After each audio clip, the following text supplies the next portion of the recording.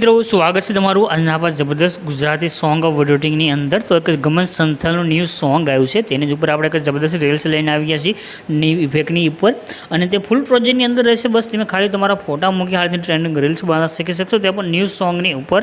તો દરરોજ આવી રીતે ફૂલ પ્રોજેક્ટની અંદર વિડીયો શીખવા માટે ચેનલ સબસ્ક્રાઇબ ન કરી હોય તો સબસ્ક્રાઇબ કરી ચેનલ સાથે જોડાઈ દેજો। આપણે દરરોજ આવી રીતે ફૂલ પ્રોજેક્ટની અંદર વિડીયો બનાવતા શીખડાતા રહીશું। તો આજના વિડીયોનો નાનો ડેમો જોઈ લો। ફૂલ ડેમો ટેલિગ્રામ ચેનલની અંદર છે, ટેલિગ્રામની લિંક ડિસ્ક્રિપ્શનની અંદર આપેલી છે। તારી જુદાઈ મારો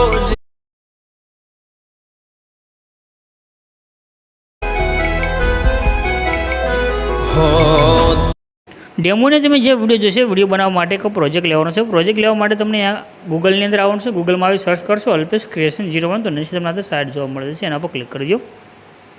અહીંયા આગળ તમે ક્લિક કરશો એટલે તમારી પાસે છે એ ઉપર એક સર્ચનું આઇકન આવી જશે વેબસાઇટની અંદર, એના પર ક્લિક કરવાનું છે ને અહીંયા આગળ કોડ લખી દેવાનો રહેશે। કોડ છે 10671067, રેડી? આટલું લખી સર્ચના આઇકન ઉપર ક્લિક કરશો, તમારી પાસે નીચે ટાઇટલ કોડ થંબનેલ આવી જશે, એના પર ક્લિક કરી દો। ક્લિક કર્યા પછી આના ઉપરની તરફ કરી નીચે આવી જવું છે। થોડાક તમે નીચે આવશો એટલે તમને આગળ લખેલું જોવા મળે છે ફૂલ પ્રોજેક્ટ, એના પર ક્લિક કરી દો। ક્લિક કરશો એટલે એક ફૂલ પ્રોજેક્ટ છે એડ થઈને આવી જશે। નીચે એક ઇનપુટનું બટન છે, એના પર ક્લિક કરી દો અને આ પ્રોજેક્ટને તમારે ઓપન કરી લેવાનું છે। પ્રોજેક્ટ તમે જ્યારે ઓપન કરશો આ રીતે ખુલીને આવશે, રેડી? પ્રોજેક્ટની અંદર જોઈએ અહીંયા આગળ અલગ અલગ ઇફેક્ટની સાથે અલગ અલગ અમને ફોટા દેખાઈ રહ્યા છે। ફોટો એક જ છે પણ અલગ અલગ ઇફેક્ટની ઉપર આવશે, રેડી? તો હવે ફોટો સેન્ડ કરવા માટે આ ફોટા પર ક્લિક કરી કલર અને ફિલનો જે ઓપ્શન છે એમાં તમારે જવાનું છે। નીચે જે નંબર છે નંબર ઉપર ક્લિક કરી દેવાનું છે અને અહીંયા આગળ તમારે જે પણ ફોટો લેવો હોય એ ફોટો સિલેક્ટ કરી લેવાનો છે અને પ્લસના આઇકન ઉપર ક્લિક કરી દેવાનું છે, રેડી?